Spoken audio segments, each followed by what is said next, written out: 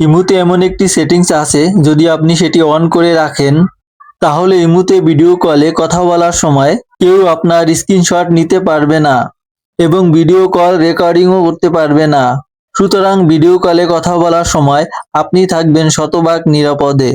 তো এটা চালু করার জন্য আমরা ইমু ওপেন করব, দেন উপরে ইমু এর প্রোফাইলে ক্লিক করব, তারপরে সিকিউরিটি অ্যান্ড প্রাইভেসি অপশনে ক্লিক করব। এখান থেকে চ্যাট অ্যান্ড কল প্রাইভেসি অপশনে ক্লিক করব। তাহলে এখানে দেখতে পারবেন ব্লক স্ক্রিনশট ফর কলস, এই অপশনে ক্লিক করব। এবার ব্লক স্ক্রিনশট ফর কলস এই অপশনটি অন করে দিব।